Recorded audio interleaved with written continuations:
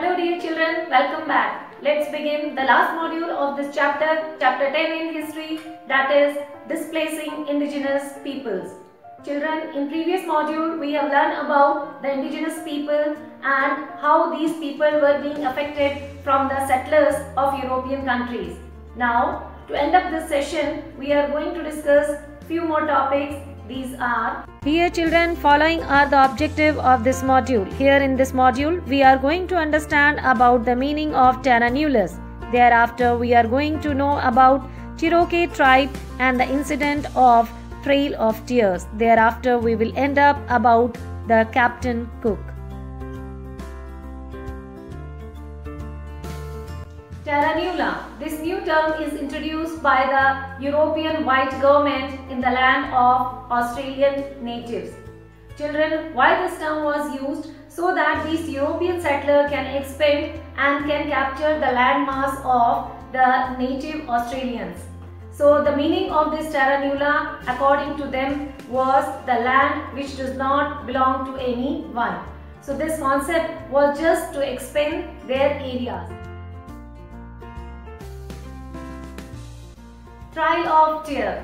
Children, this incident is again very popular and remarkable in the history of American natives. So let us see by understanding the injustice with Cherokee tribe.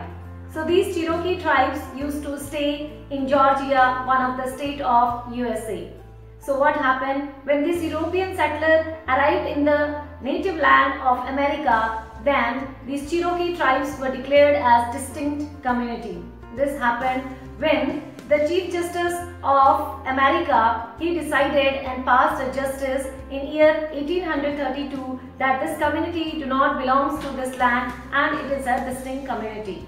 That time, these communities were not being given the equal rights or human rights to enjoy.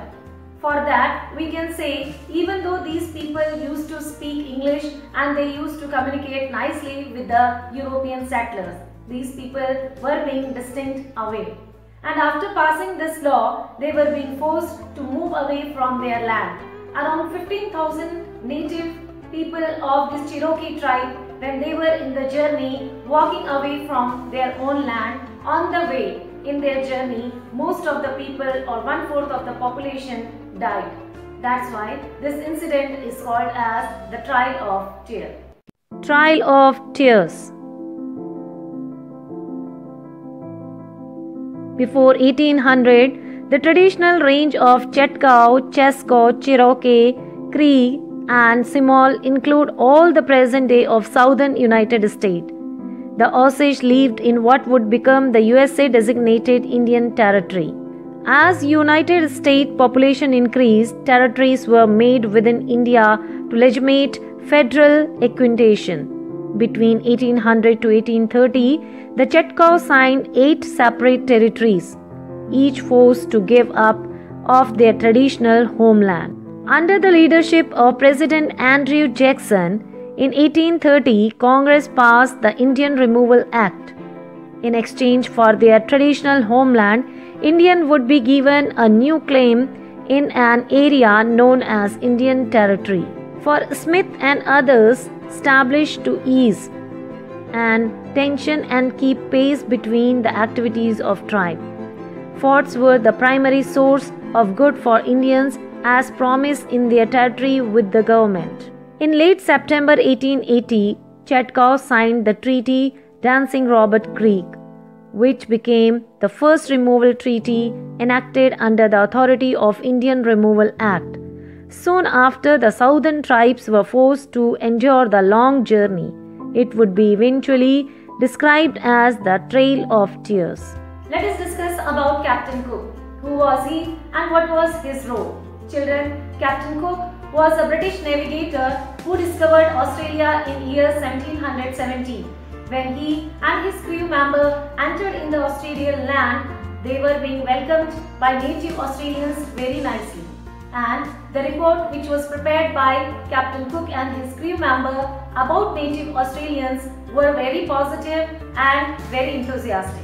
Later on, what happened? One of the native murdered or killed Captain Cook, which changed the complete thought process about the native people by the Britishers, and gradually this bring a great change in the history of Australian natives by the Britishers.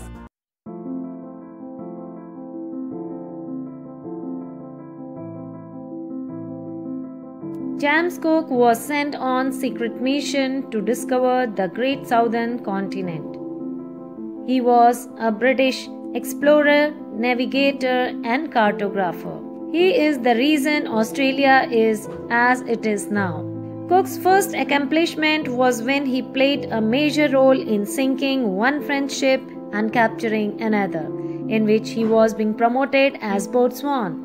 In 1757, Cook passed his master's examination, which qualified him to navigate and run a ship. During the 7-year war, Cook served in North America as a master of boat called Pembroke. In 1760, Cook used his skill to map the coast of Newfoundland land. This was probably one of the main reasons that James Cook was chosen the map and find the coast of Australia. In 1766, Royal Society asked him to travel to the Pacific Ocean and to observe and record transit of Venus. Cook at the time was 39 years old and had been promoted to lieutenant and commander of expedition. They set sail in England in the year of 1768 and headed westward across the Pacific Ocean, where they arrived at Tethy in 1769. Once Cook had completed the observation, he opened the letter that he was to only opening after the transit of Venus. It told him to search for the rich southern continent, Terra Australia. Cook continued sailing until he reached the coast of New Zealand, where he mapped the entire coastline. Cook kept sailing westward until he found the west coast of Australia in year 1770. 4 days later, James had recorded his first observation of indigenous people of Australia.